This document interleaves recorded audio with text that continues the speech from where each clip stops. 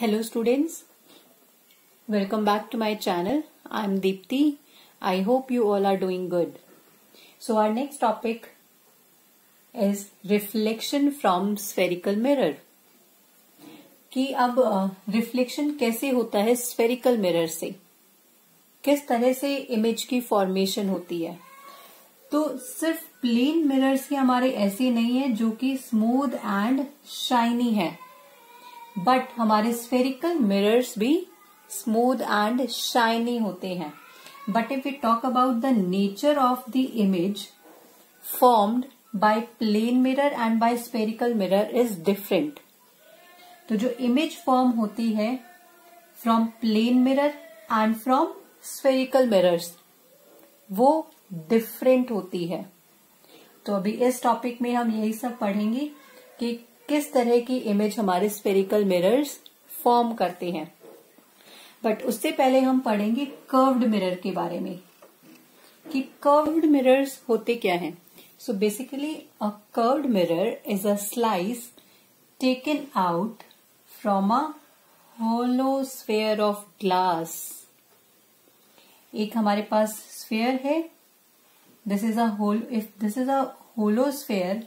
तो इस होलो स्फेयर में से जब हम एक स्लाइस को बाहर निकाल लेते हैं, that is a curved mirror and it is polished silver on one of its faces. Like अगर मैं इसको बीच में से कट करती हूं, so I have two pieces, this one and this one. So these are two pieces of a hollow sphere of glass and these are polished on one side or on one of its faces. और मैं इसको एक तरफ से इसके एक face को मैं पॉलिश कर दूंगी. So if the outer surface, see this, if the outer surface of a hollow sphere of glass is polished silver, this is the outer surface. So इसको मैंने क्या किया, इसको मैंने सिल्वर से पॉलिश कर दिया. So if the outer surface of the hollow sphere of glass is polished silver and the inner surface, this surface, and the inner surface behaves as the reflecting surface, then this is a concave mirror. This is a concave mirror. तो जब मैं इस होलो sphere के एक piece को अगर मैं outer surface को, इसके बाहर वाले सरफेस को सिल्वर से पॉलिश करती हूं, तो इसका जो इनर सरफेस होगा, it will behave as a reflecting surface and this type of mirror is known as concave mirror. And if I talk about this type of mirror, then this is the second situation in which if the inner surface of the hollow sphere is polished silver, अगर मैं इसके inner surface को polish करती हूं, that means this outer surface is behave as a reflecting surface. So this type of mirror is known as convex mirror. Is it clear everyone? अगर outer surface आपका silver से polish होगा तो आपका inner surface behave करेगा reflecting surface की तरह. ऐसे टाइप के मिरर को हम बोलते हैं कॉनकेव मिरर. और अगर आपका इनर सरफेस सिल्वर से पॉलिश किया होगा और आउटर सरफेस आपका रिफ्लेक्टर की तरफ बिहेव करेगा, then this is known as convex mirror. So basically curved mirror are divided into two, concave mirrors and convex mirror. So this is all about curved mirror. Let's now talk about the parameters of spherical mirror. So these two are hollow sphere of glasses and they are polished silver on one side. इसका outer surface polished है, that means it's a concave mirror और इसका inner surface polished है. That mean it's a convex mirror. So let's now study the first term which is pole. So if we talk about pole, so pole is basically the geometric center of the spherical mirror. So this is the spherical mirror. So अगर मैं इसके geometric center की बात करती हूं, अगर मैं इसका center लेती हूं, that means this. This is pole and it is denoted by a capital P. So I am taking P1 in concave mirror and P2 in convex mirror. So these two are the geometric poles. This one is P1 for concave and P2 in the convex mirror. The second term is center of curvature. Center of curvature. So the center of the holosphere. अब इस complete holosphere का जो center है, that means this one. This is the center of the holosphere from which the mirror has been taken out. अब अगर मैं यहां से इस मिरर को अलग कर देती हूं, सो यहां से ये मिरर अलग हो जाएगा, concave, and this one in convex mirror. So the centre of the hollow sphere is called as the centre of curvature. So I am taking C1 in case of concave and C2 in case of convex mirror. The third term we have is principal axis. Principal axis. So principal axis is a straight line. It is a straight line through the pole and the center of curvature of a spherical mirror. So अगर मैं यहाँ पर एक straight line डालती हूँ through the pole and the center of curvature, this is principal axis.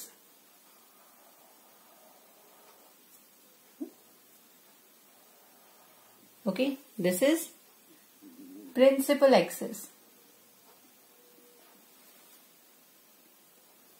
A straight line through the pole and the center of curvature.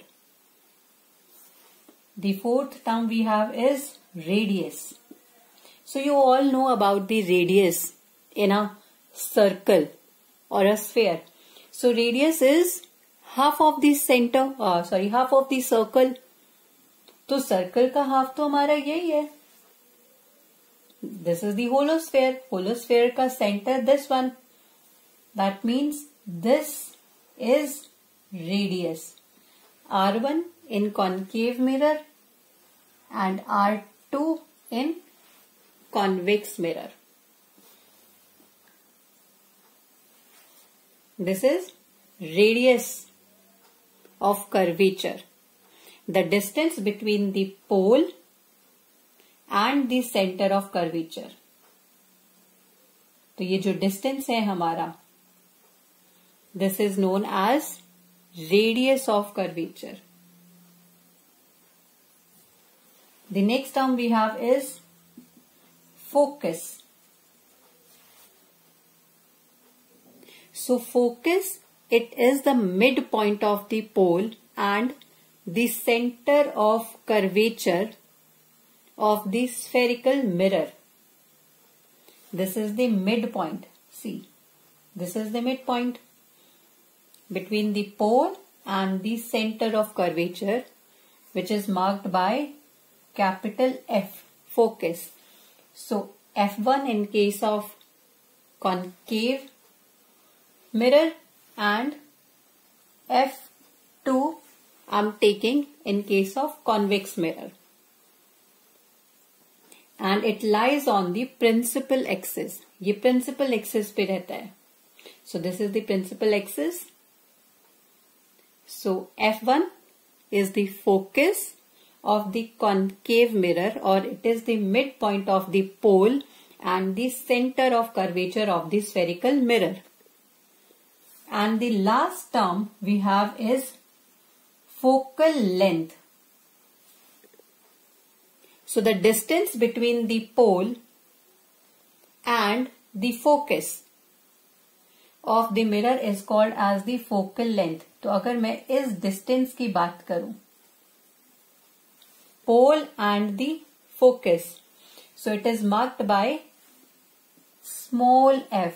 It is denoted by small f. So this is the focal length, and f2 in case of convex mirror. This is focal length. Now what happens? अब अगर हम बात करें कि भाई हम इसमें actually ये सब यूज कहाँ होते हैं, ये हम यूज करते हैं रे डायग्राम्स बनाने में. अभी हमारी जो नेक्स्ट वीडियो आएगी आपके लिए वो रे डायग्राम्स के लिए ही आएगी कि किस तरह की इमेज फॉर्म होती है कॉन्केव मिरर पर एंड किस टाइप की इमेज फॉर्म होती है on convex mirror. So when a ray of light traveling, I already told you about ray of light. This is a ray of light with an arrowhead. So when a ray of light traveling from an object to the mirror, so इस mirror पर जहां पर भी ray of light hit करेगी वो वहां से bounce back हो जाएगी. It will bounce back.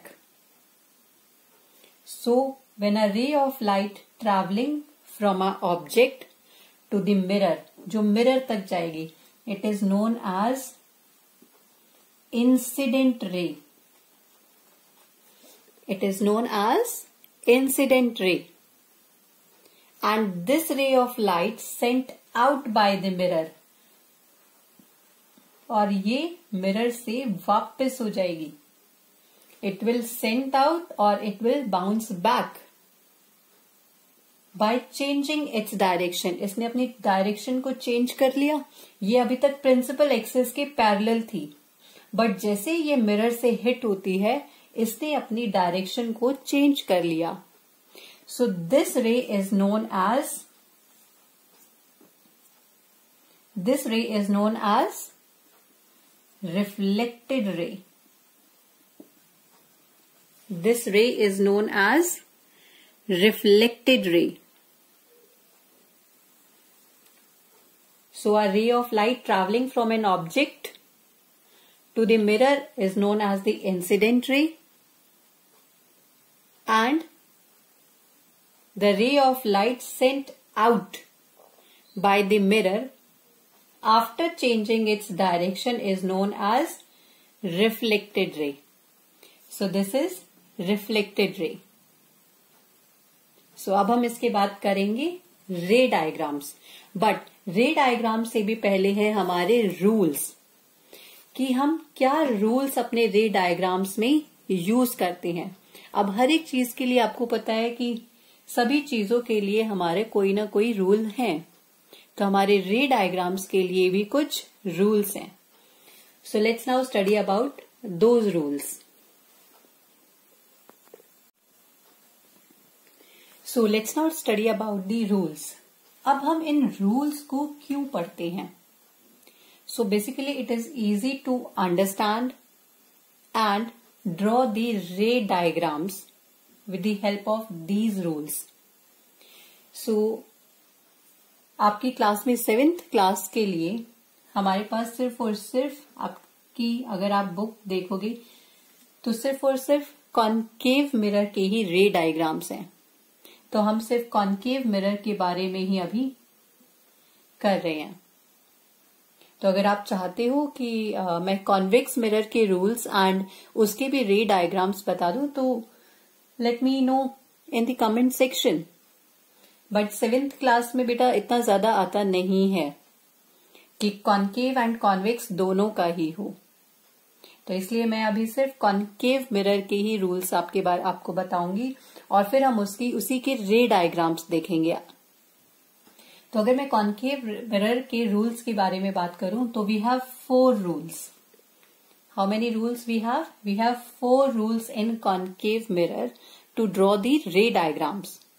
So if we talk about the first case, तो फर्स्ट केस में क्या होता है कि अगर कोई इंसिडेंट रे हमारे प्रिंसिपल एक्सिस के पैरेलल है, see if this is the incident ray which is parallel to the principal axis, तो इसकी जो कॉरेस्पॉन्डिंग रिफ्लेक्टेड रे आएगी वो हमेशा पास होगी फोकस से, वो हमेशा पास होगी फोकस से।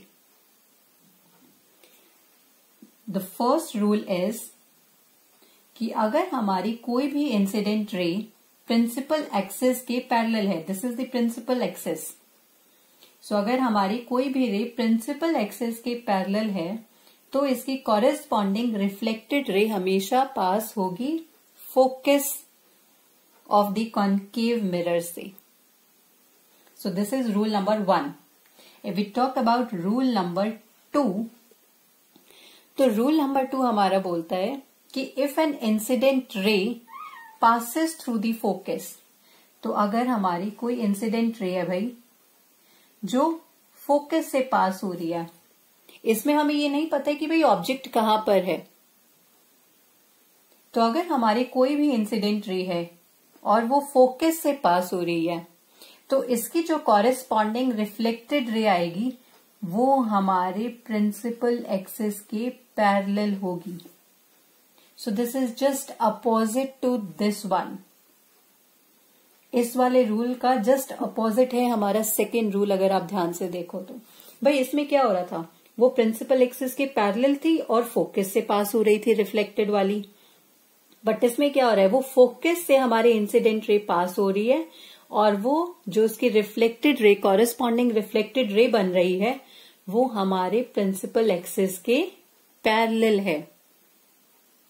And if you talk about the third rule, so third rule हमारा कहता है कि अगर कोई इंसिडेंट रे है वो हमारे सेंटर ऑफ कर्वेचर से पास हो रही है, so if it passes through the center of curvature, जो इंसिडेंट रे है हमारी, तो इसकी जो कॉरेस्पॉन्डिंग रिफ्लेक्टेड रे आएगी भाई वो कहां से पास होगी, अब वो हमारी पास हो जाएगी सेम डायरेक्शन से, वो हमारे पास होगी सेम ही डायरेक्शन से। तो अगर कोई भी इंसिडेंट रे हमारे सेंटर ऑफ कर्वेचर से पास ऑन हो रही है तो इसकी corresponding reflected ray it goes back in the same direction without showing any change in its path, वो अपने पाथ में कोई भी चेंज शो नहीं कर रही है। This is the third rule.